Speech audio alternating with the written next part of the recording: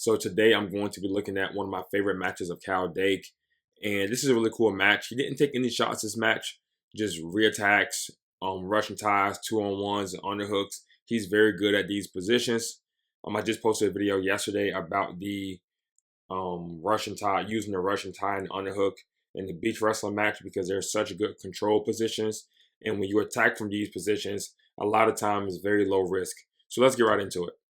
And I like this match even before I was on this kick of tie-up attacks and everything. So now I like even more. Right here, you have a quick arm drag attempt. Doesn't score from it. He's going to punch the underhook, switch his head, and he gets the opponent. The opponent has a high elbow, right? You want their elbow facing the ceiling when you have an underhook. And it's easier to do that when you give them head position. That's what it seems like. That's what a lot of these guys do. So he ended up working towards the body lock, and then he gets 4. Right here, opponent gets a collar tie. He goes Russian tie. He also gets a key lock. That's when you grab your own wrist. Notice how his opponent's elbow is away from his rib cage. So you can punch the underhook. When he punches the underhook, he's going to switch his head to the opposite side. And that's just how he likes using his underhook. Again, high elbow position. Right? They can't crank down on your underhook if their elbow is facing the ceiling. Their overhook is very weak from this position. And he throws a body straight to a body, straight to the body lock to wrist standing. So the Russian tie or any 2-on-1 to an underhook is a pretty cool combination. This is a video I sent one of my kids like a week ago, 2 weeks ago. Because this is a combination that he expressed interest in. So I was just watching duels like I always do, and I saw a few examples. Both of these examples are going to be from Illinois wrestlers, but they're different wrestlers. They aren't the same. So here, this wrestler from Illinois also gets a Russian tie, switches to a 2-on-1, punches. Notice that when he punches, he switches his head over, and then he hits the throw by. So when they have the Russian tie, their opponent has head position. And when they punch the underhook, they can keep their head on that same side, but they don't. They switch it over. Again, same thing here. Punches the underhook, switches his head position.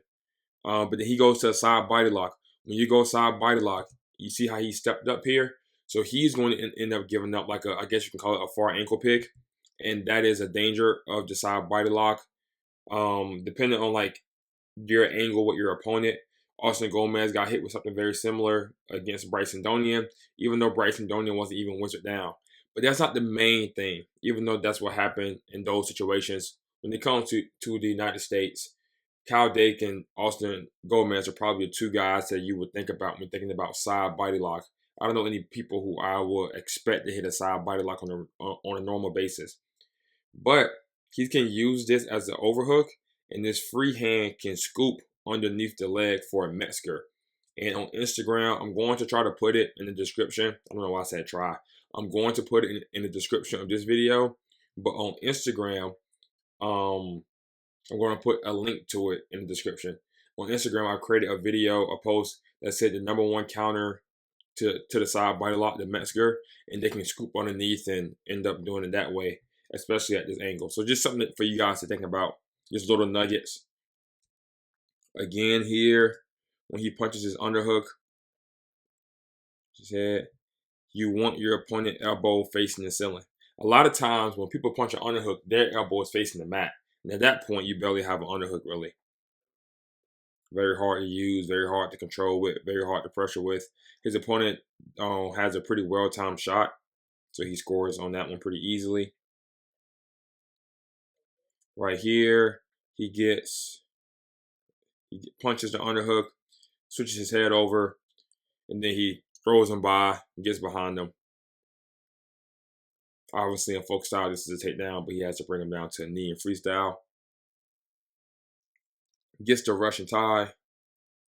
His opponent, I believe, gets out of. Oh, he tries to. All right, so here's a lot of times when you're pressuring with the Russian tie, if they can't push your head away because your head is too close, they'll try to do a sweep single. Always be prepared for that if you use the Russian tie or any 2-on-1 on a normal basis.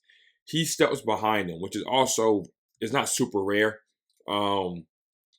especially at higher levels of wrestling. But in folk style, it's very easy to punish someone for doing this if you just wrap your leg around this leg and let go of the hand that's on the bicep, you go around the head, and that's a Metzger. That'd be 2 points. That'd be 3 points. Even if you make it reverse after the fact, you just trade it 3 points. You got 3 points, they get 2 points. Right? And now you're on bottom, you still have the opportunity to get your 1 point escape. But he steps behind them. This created action, and no one ended up scoring from here. Dake was very close to scoring, and again, if Fook started, it would have been a score. So just creating action. See how he got to the 2-on-1? A lot of times you'll end up in this position where you guys like holding hands. He brought it over, grabbed, and then built up the arm, and then switch his grip. Again, got out of it, no harm, no foul. He can go right back to it. And he can constantly advance in the hand fight. None of this is costing him anything, right? He clears the tie. That's what I wanted to show. He clears the tie. If you're going to do a snap that way, there's a few things here. Your free hand, you would prefer a collar tie because a collar tie can block him from shooting. If you're going to only clear the collar tie using like an elbow snap, you want to pass it and push his arm across his chest so you can change his angle so he can't just shoot directly at you. Also, he backs up and then he stands up out of his stance. So he doesn't feel the guy. He doesn't know what's going on. That guy his opponent did a great job of shooting off the elbow snap. Again, Kyle Dake scored from here. So a good action creates more action. So that's why you constantly want to be active. But I wouldn't consider this a good example because he was very close to getting taken out. Right here, watch how he gets the Russian or the 2-on-1. They're holding hands here. He brings his other hand over. Now then he gets a baseball grip. Then he's going to build up for the 2-on-1. The opponent gets out of it. It's not like he's pressuring like crazy. He does it again. So it's very hard for people to avoid. Right here, they're clasping. He's going to bring his free hand over to the wrist. He's going to build up the arm. Once again, his elbow is away from his rib cage, so he punches the underhook. Him punching that underhook is going to bait his opponent into trying to force a leg attack where he has to drop down to the mat, and that allows Kyle Dake to get an easy score from front offense. This will happen all the time, especially if you've already been scoring from your underhook. Here's an example from the All-Star Classic between Zack Ryder and Jackson Smith. When Zack Ryder first had the underhook, Jackson Smith felt like, okay, Jackson Smith was willing to wrestle in that position, right? He was willing to wrestle against the underhook, engage in upper body. Then he got thrown with a hip toss. And then the next time, he got underhook. So Zack Ryder is on bottom. He gets up, instantly punches the underhook. That's why I left that in. That's a good thing. He's pressuring. He's backing up Jackson Smith. He's going to try to force like a leg attack, duck under situation. And then he gives up an easy point.